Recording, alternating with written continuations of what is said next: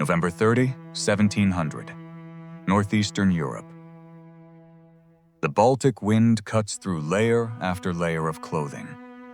Inside the fortress of Narva, 1,800 Swedish soldiers have held out for more than 2 months. Ammunition is running out, food is almost gone, no reinforcements have arrived. Outside the walls, more than 33,000 Russian troops have dug in and sealed the fortress off.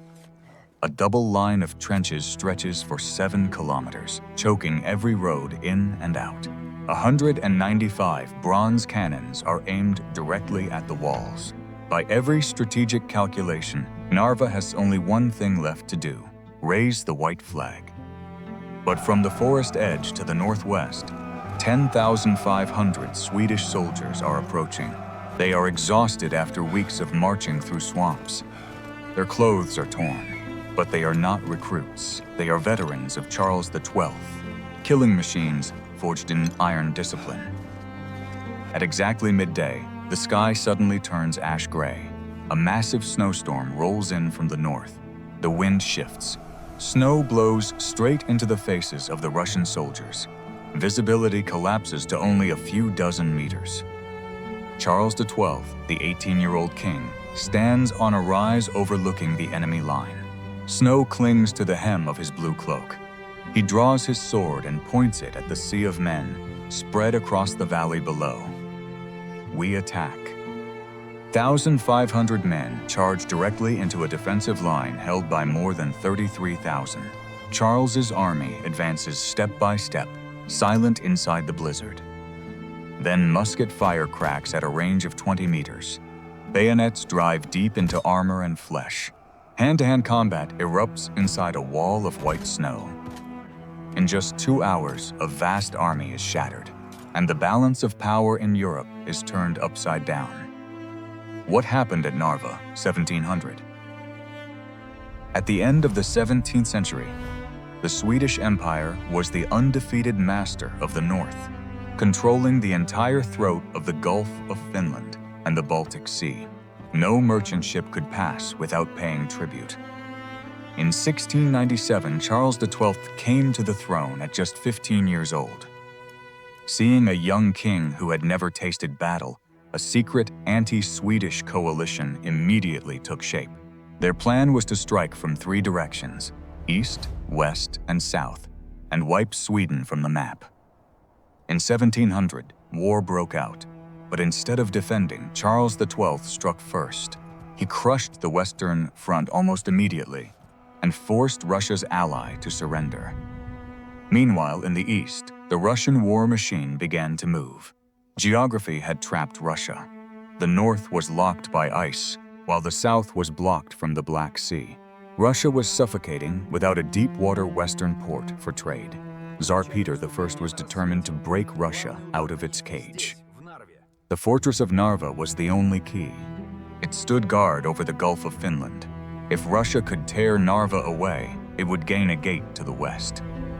In September 1700, 33,000 Russian troops and 195 cannons laid siege to Narva behind a 7-kilometer double trench line. But Peter had opened fire just as Sweden had freed its hands in the west. And in the trenches below, everything was turning into disaster.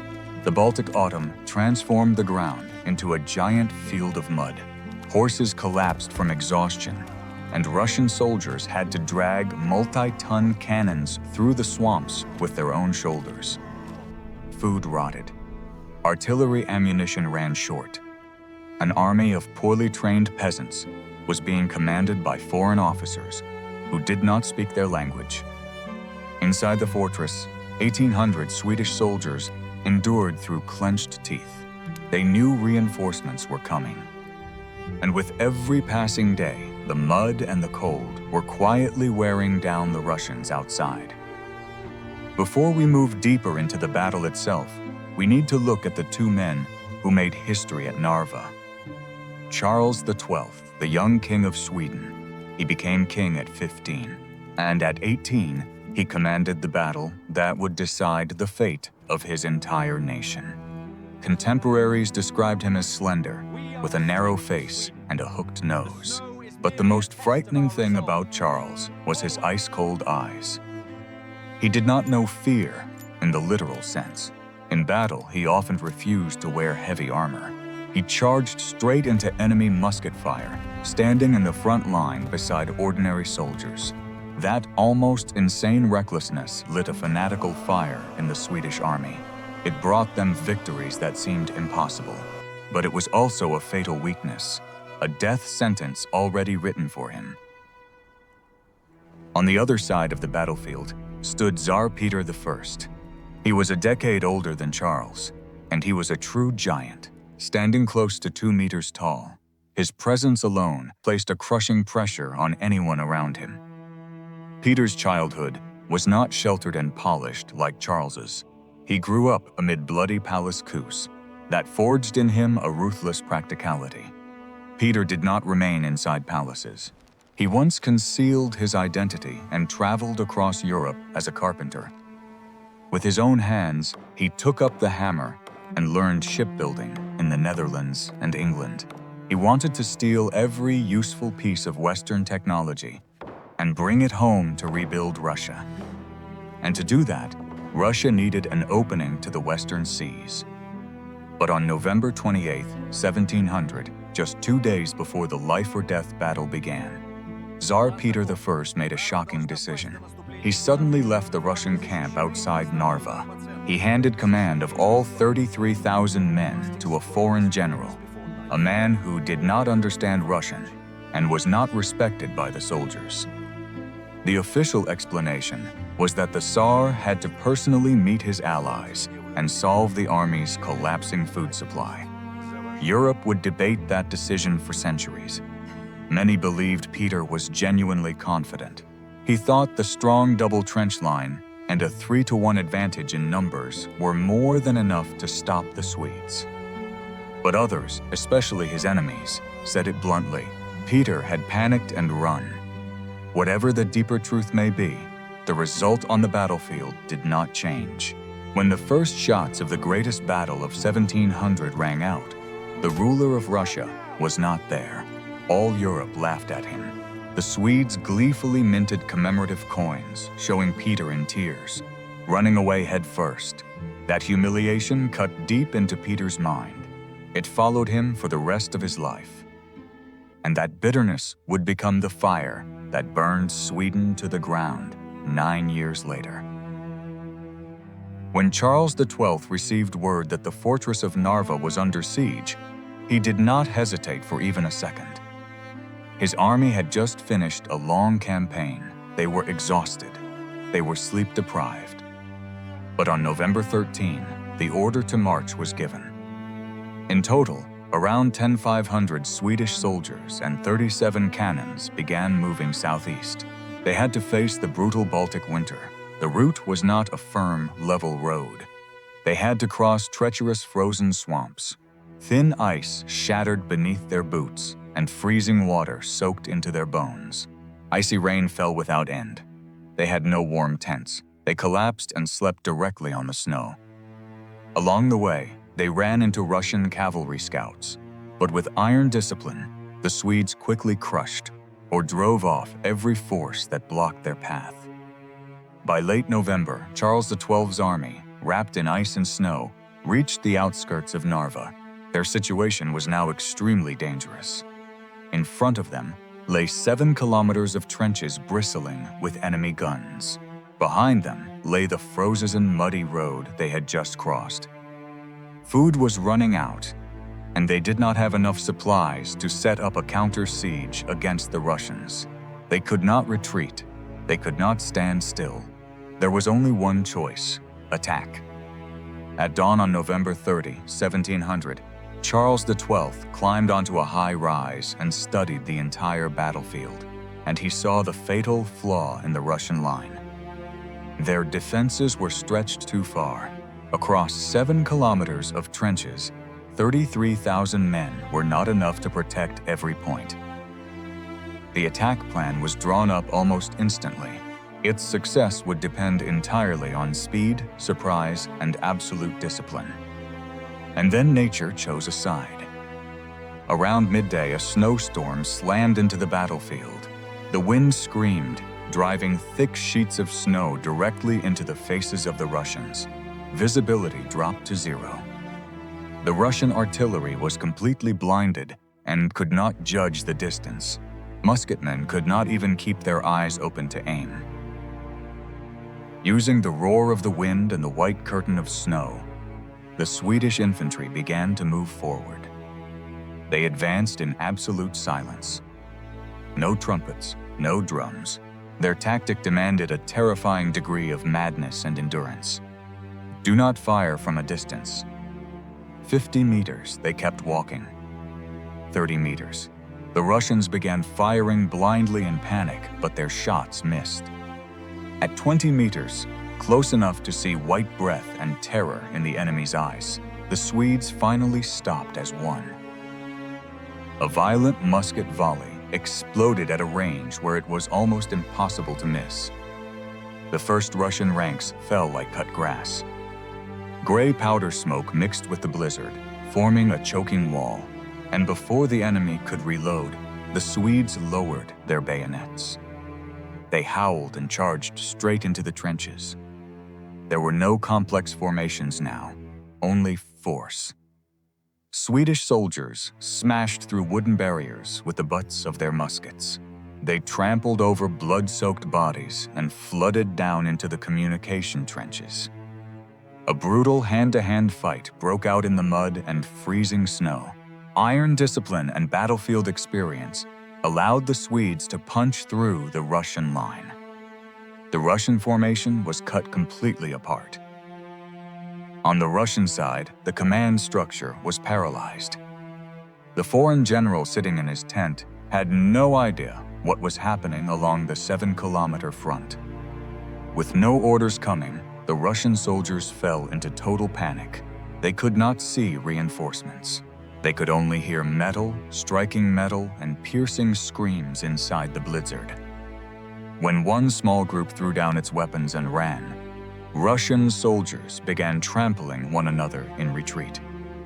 In their madness and desperation, some even turned their guns on their own foreign officers, believing they had been betrayed.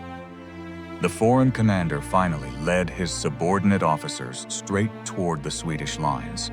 He raised his hands and surrendered. Bitterly, he said that he could not command such a rabble. The entire brain of the Russian army vanished in a single afternoon. But the greatest tragedy still lay behind them. At the back of the defeated army was the fast-flowing Narva River. The water turned black, freezing cold, scattered with drifting ice. The only way across was a narrow pontoon bridge.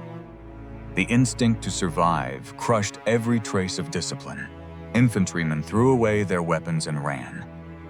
Heavy cavalry, weighed down by armor, spurred their horses and trampled their own comrades. Wagons forced their way forward in a frenzy. All of them, tens of thousands of people, pressed onto one fragile bridge amid shrieking cries. The wood began to crack. Ropes snapped in the snowstorm. The bridge collapsed. It gave way completely under the overloaded weight of thousands of men. The massive army broke apart the instant it hit the water. Heavy iron armor dragged soldiers down to the riverbed. The bone-deep cold stole their final breath. The Narva River quickly became a vast frozen grave. The surface filled with the drifting bodies of men and horses. On the bank, the remnants of the army collapsed in spirit. All 195 expensive cannons were abandoned along the shore. Tens of thousands of muskets lay scattered across the snow. Around 20,000 Russian soldiers were trapped on the northern bank. They looked back at the river of death and understood that there was no way out. Their arms fell limp. They dropped to their knees on the red snow and surrendered to the Swedes. When the snowstorm cleared, the outcome of the battle stood in full view. Fewer than 2,000 Swedes had been killed. The Russians, meanwhile, had lost nearly 10,000 lives, not counting 20,000 prisoners. The entire artillery train had been captured. The entire senior command had been taken prisoner. Charles XII stood over the bodies of his enemies and savored a total and magnificent victory. At that moment, the road to Moscow lay wide open. Russia's main field army had been destroyed, and nothing remained that could stop the 18-year-old king. But Charles made a decision that changed history. He did not march into Russia. He looked down on the army he had just crushed and decided Russia was no longer a threat worth worrying about. He turned away and led his forces west and south to deal with Russia's other allies. It became one of the most debated decisions in historical writing, because that arrogant choice gave Peter the Great a priceless gift. Charles gave Peter exactly 9 years to start over. Peter received the disastrous news while he was far from the battlefield. A mighty army had been wiped out. A humiliating shame had been exposed before all Europe. But Peter did not collapse. He did not complain or blame fate. He went to work immediately. He tore apart Russia's old military system. He drove out the incompetent. He brought in leading military experts from Europe, not to command, but to teach Russian soldiers how to truly fight. The most difficult problem was that all 195 cannons had fallen into Swedish hands. Russia did not have enough metal to cast new guns quickly. Peter issued a shocking decree. Church bells across Russia were to be taken down. In a deeply Orthodox country, church bells were the soul of the community. Melting them down was seen as an offense against God. But Peter ignored the outrage of the faithful. He placed the survival of the state above every religious sentiment. Bronze bells were melted and recast into new, more powerful cannons. Only 3 years after the defeat at Narva, Peter began building the city of St. Petersburg. He built it on the very marshland he had seized from the Swedes. It was an iron oath, a declaration that Russia would reach the open sea, whatever the cost. While Peter sharpened his sword day and night, Charles XII was busy sweeping across Europe. Each easy victory fed Charles's arrogance even more. He convinced himself that the Russians would always be cowards who did not know how to fight. In 1707, Charles finally turned his spear eastward. He led 4,000 of Europe's finest soldiers deep into Russian territory. But he did not know that the Russia of 1708 had been completely transformed. They were no longer the rabble from Narva. Peter used scorched earth tactics, stretching the enemy's lines thinner and thinner. The winter of 1708, one of the harshest in European history, drained the Swedes of strength, food, and ammunition. And at the Battle of Poltava in 1709, the hour of judgment came. Peter the Great took personal command. The newly equipped, properly trained Russian army crushed the forces of Charles XII. The undefeated warrior king of Sweden was forced to flee for his life and live in exile. Years later, he died during a mysterious siege. The once mighty Swedish Empire, which had ruled the Baltic, formally collapsed. Russia rose to become the dominant power of Northern Europe. The Baltic coast Peter had long desired finally belonged to him. The Battle of Narva taught humanity a brutal lesson. Charles XII won at Narva, but a victory too great, too easy, and won at the age of 18 turned him into an arrogant man. That arrogance blinded him to the daily transformation of his enemy. Peter the Great suffered utter humiliation at Narva, but he swallowed that humiliation whole and used it like a scalpel, cutting open every weakness and failure in order to rebuild an entire nation. Peter himself would later admit with bitter clarity, "The Swedes will defeat us many more times, but in the end, they themselves will teach us how to defeat them." 10,500 Swedish soldiers, more than 33,000 Russians, a massive snowstorm, and a collapsed pontoon bridge. Two kings stood on opposite banks of the same battle, looked upon the piles of bodies. and drew two completely opposite lessons. The first believed he was immortal and could never be defeated, and in the end, he lost an empire. The second understood that he had to change everything in order to survive, and in the end, he built a greater one. All the changes that reshaped the European continent began on a snowy noon when an 18-year-old king drew his sword and a Tsar decided to melt down the bells of the church.